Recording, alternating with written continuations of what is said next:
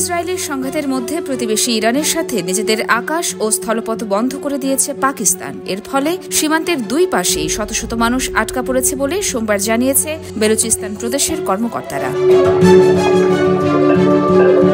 স্থানীয়দের আশঙ্কা, রোববার থেকে কার্যকর হওয়া এই পদক্ষেপের ফলে পাকিস্তানের দক্ষিণ পশ্চিমাঞ্চলীয় বেলুচিস্তান প্রদেশের বেশ কয়েকটি জেলায় খাদ্য ও তেলের ঘাটতি দেখা দিতে পারে, কারণ প্রদেশটি ইরানের সীমান্তবর্তী এবং খাদ্য সরবরাহ ও ইরান থেকে আসা তেলের উপর নির্ভরশীল।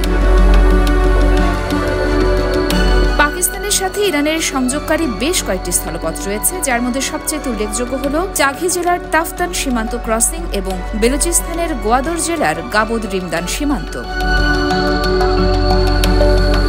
বেলুচিস্তান প্রাদেশিক সরকারের মুখপাত্র জানিয়েছেন, ইরানের একই ধরনের পদক্ষেপের পর পাকিস্তানও সীমান্ত বন্ধ করে দিয়েছে। তিনি বলেন, ইরান বন্ধের উদ্যোগ নেওয়ার পর থেকে দুই দেশের মধ্যে সব সীমান্ত ক্রসিং বাণিজ্য এবং পথচারীদের চলাচলের জন্য বন্ধ করে দেওয়া হয়েছে।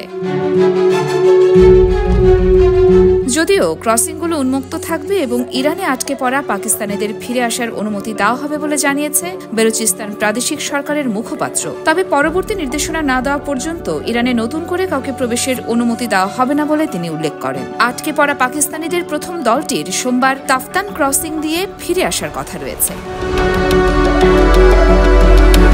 ইয়োরমা শায়ের জাহান, দেশকাল নিউজ।